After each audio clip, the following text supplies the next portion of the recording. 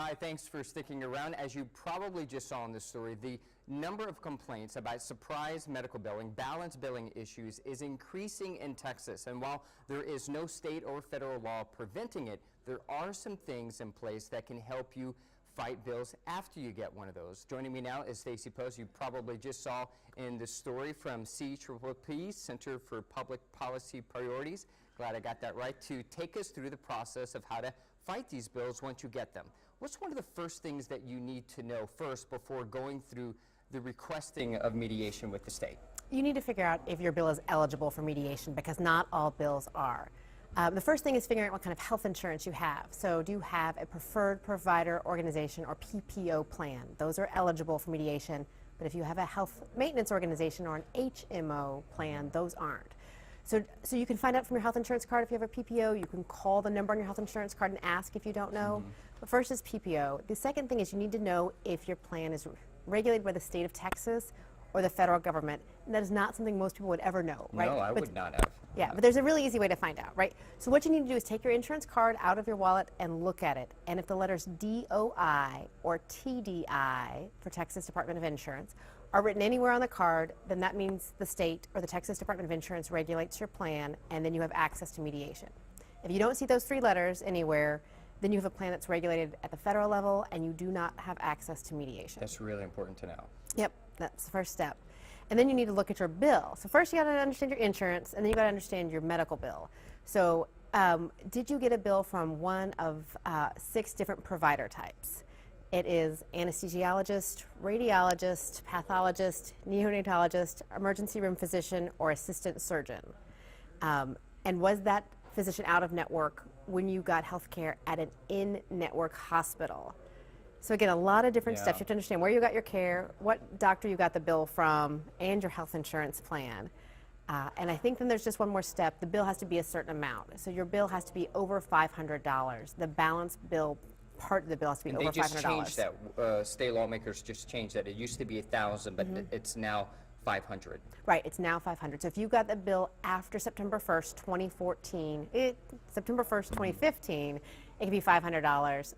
If you got a bill before that, it has to be above $1,000 to get into mediation. Okay, so we just talked about everything that you need to know and the qualifications to seek mediation. Can you take us through the steps online about things that people may have questions about to request mediation? Sure. So on the website, the Texas Department of Insurance website, they have all of the different eligibility criteria that we just walked through.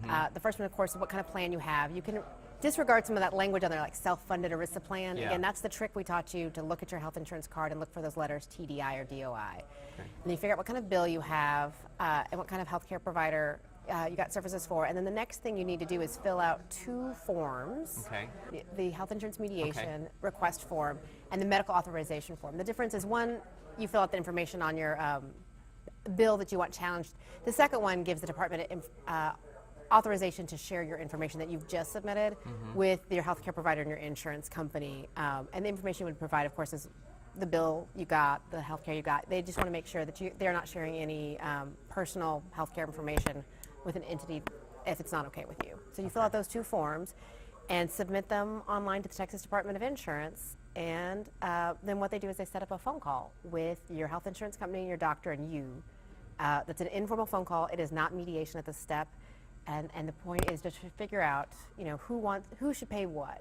Should the doctor lower their amount owed, or should the insurance company pick up more? What should be your share as the consumer?